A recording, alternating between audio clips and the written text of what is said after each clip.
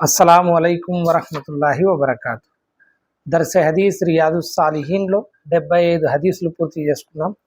76వ number హదీస్ హజరత్ ఇబ్నే అబ్బాస్ రదియల్లాహు తాలా అన్హు గారి యొక్క కథనం, హస్బునల్లాహు వ నిఅమల్ వకీల్ అనేది ఖురాన్లోని ఆయతు. దాని అర్థం ఏమిటంటే, మాకు అల్లాయే చాలు, ఆయనే అత్యుత్తమ కార్య సాధకుడు అని ఇబ్నే అబ్బాస్ గారు అంటున్నారు.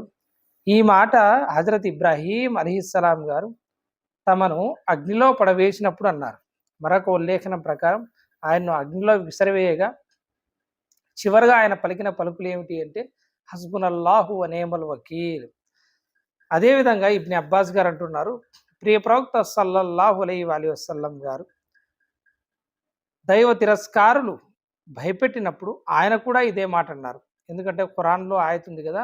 ఇబ్నే అబ్బాస్ గారు అంటున్నారు, ప్రజలు వారితో మీకు వ్యతిరేకంగా పెద్ద సైన్యాలు మోహరించి ఉన్నాయి, వాటికి భయపడండి అని అన్నప్పుడు దానిని విని వారి విశ్వాసం ద్విగుణీకృతమైంది, అంటే రెట్టింపైంది.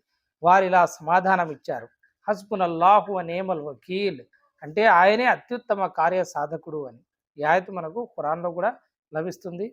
కాబట్టి ప్రవక్త సల్లల్లాహు అలైహి వసల్లం గారి యొక్క సహాబాలు మరియు ప్రవక్త సల్లల్లాహు అలైహి వసల్లం గారు, మరియు ఇంకా చెప్పాలంటే ఇబ్రాహీం అలీస్లాం గారు కూడా, అందరూ ప్రవక్తలు కూడా వారి కష్టాల సమయంలో కానీ లేదా భారం మోపాల్సినటువంటి సమయంలో ఎవరి మీద భారం మోపారు అంటే అల్లాహతల మీద మాత్రమే భారం మోపారు.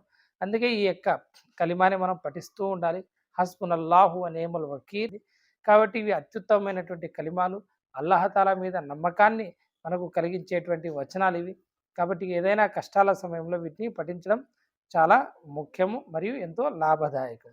ఈ హదీస్ మనకు బుఖారీలో ఉంది, 4563 మరియు 4564.